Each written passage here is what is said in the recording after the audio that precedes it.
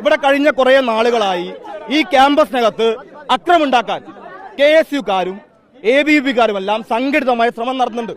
അതിന്റെ ഭാഗമായിട്ടാണ് ഇന്നലെ ഉണ്ടായ സംഭവം. അതിന്റെ ഭാഗമായിട്ടാണ് കഴിഞ്ഞ ആഴ്ച ഉണ്ടായ സംഭവം. അതിന്റെ തുടർച്ചയാണ് ഉണ്ടായിട്ടുള്ളത്. ഇന്ന് ഉണ്ടാകുന്നത് രാവിലെ തന്നെ KSUക്കാർ എല്ലാ മാധ്യമപ്രവർത്തകരും വിളിച്ചു പറഞ്ഞു. നിങ്ങൾ ഉൾപ്പെടെയുള്ള എല്ലാ മാധ്യമപ്രവർത്തകരെയും KSUവിന്റെ ജില്ലാ നേതാക്കന്മാരെ വിളിച്ചു പറഞ്ഞു. ഇങ്ങനെ KSUക്കാർ ITയിൽ വരുന്നുണ്ട്, പ്രശ്നം ഉണ്ടാവും, നിങ്ങൾ കവർ ചെയ്യാൻ വേണ്ടി വരണം. അങ്ങനെയാണ് നിങ്ങൾ എത്തിയത്. വെൽ പ്ലാൻഡായി നേരത്തെ തീരുമാനിച്ച പ്രകാരം തിരക്ക് തയ്യാറാക്കി ഒരു സംഗതി ഇവിടെ ഉണ്ടാകുകയാണ്. അത് റിപ്പോർട്ട് ചെയ്യപ്പെടുകയാണ്. ഇവിടെ ആക്രമിക്കപ്പെട്ടത് SFIക്കാരനാണ്. നിങ്ങൾ മുമ്പിൽ നേരത്തെ അല്ലേ നിങ്ങളെ ക്യാമറ മുന്നിലൂടെ വിദ്യാർത്ഥി കൊണ്ടുപോയത്, എടുത്തു കൊണ്ടുപോയത്, ഓട്ടോറിക്ഷ കൊണ്ടുപോയത്. ആക്രമിക്കപ്പെട്ട SFI പ്രവർത്തകരാണ്.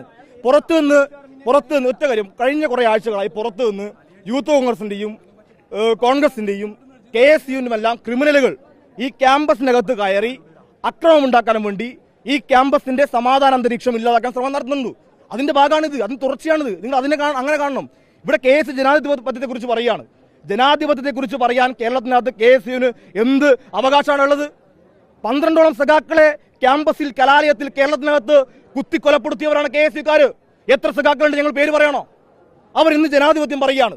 ക്യാമ്പസിനകത്ത് കയറി വന്ന് വിദ്യാർത്ഥികളെ ആക്രമിച്ച് ഗുണ്ടകളെയും കൂട്ടി വന്ന് കുറെ പോലീസുകാരെയും കൂട്ടി വന്ന് മാധ്യമപ്രവർത്തകരെയും വിളിച്ച് SFIക്കാർ ആക്രമിക്കുകയാണ്. അവർ വലിയ ജനാധിപത്യവാദികൾ, ഞങ്ങൾ ജനാധിപത്യ വിരുദ്ധരും.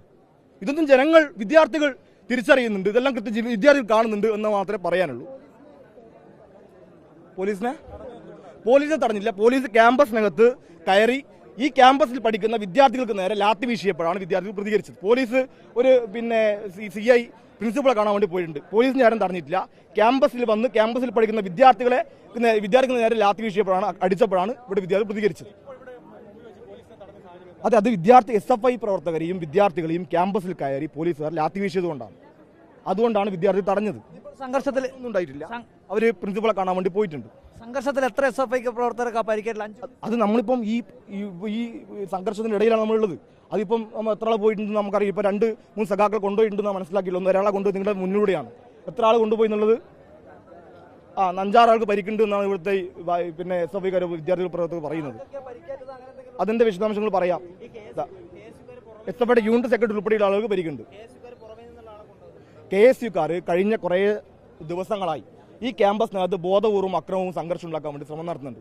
കഴിഞ്ഞ ദിവസം ഇവർ ബോധപൂർവ്വം ഇതുപോലെ പോലീസുകാരെ കൂട്ടി വന്നു, പുറത്തുനിന്ന് ക്രിമിനലുകളെ കൂട്ടി വന്നു, അക്രമം ഉണ്ടാക്കി, സംഘർഷം ഉണ്ടാക്കി. അതിന്റെ തുടർച്ചയാണ് ഇവിടെ ഉണ്ടായിക്കൊണ്ടിരിക്കുന്നത്.